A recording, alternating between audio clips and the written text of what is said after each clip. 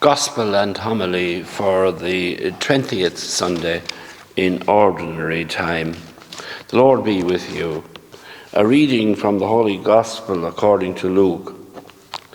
At that time, Jesus said to his disciples, I came to cast fire on the earth, and would that it were already kindled. I have a baptism to be baptized, and how great is my distress until it is accomplished. Do you think that I have come to bring peace on earth? No, I tell you, but rather division. For from now on, in one house there will be 5 divided, 3 against 2 and 2 against 3. They will be divided, father against son, son against father, mother against daughter, daughter against mother, mother-in-law against daughter-in-law, and daughter-in-law against mother-in-law. The Gospel of the Lord.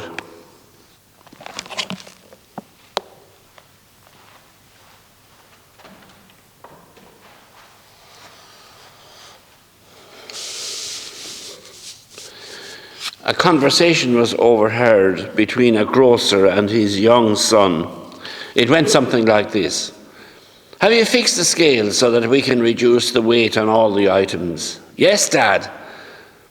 Did you mix the white sand with the sugar yet? Yes, Dad. Did you put the grade A sign on that cheap coffee that we bought the other day? Yes, Dad. Good, son. Off to bed now. And don't forget to say your prayers. Yes, Dad.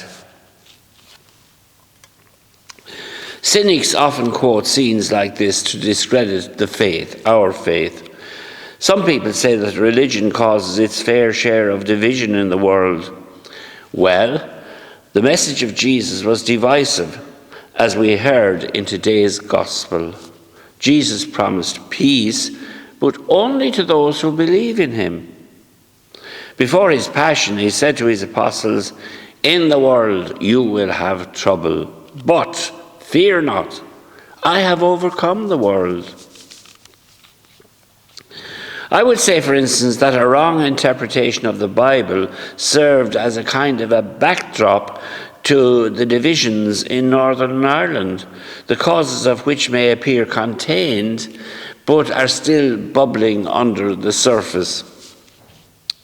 John Calvin, many of you know history, a 16th century reformer whose teaching later influenced a brand of Protestantism, especially in Northern Ireland, he believed that his followers were predestined to be saved, while other Christians, especially Catholics of course, they would be lost.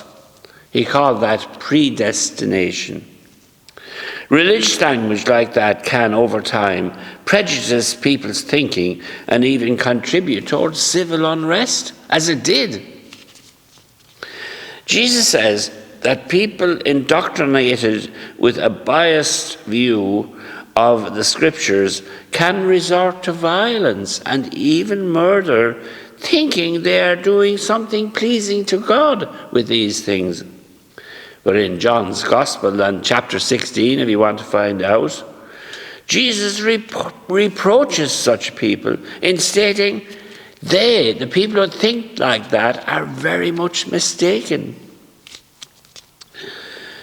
Those building illegal settlements in Gaza, for instance, are actually falsifying gospel passages to steal Palestinian land, forgetting God's 7th commandment, thou shalt not steal, and of course the 5th commandment, also, thou shalt not kill.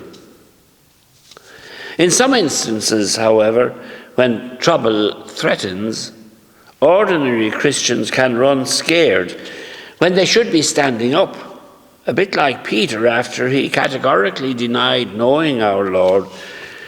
But Jesus wasn't afraid to call people out and be divisive, for the right reasons, of course. For instance, Jesus criticized publicly Simon the Pharisee in overlooking the normal courtesy at the time of washing visitors' feet on entering their home. But Mary Magdalene, branded as a sinner at the time, showed the Pharisees up when she washed Jesus' feet with her tears. Now that was a brave thing to do, and it was divisive.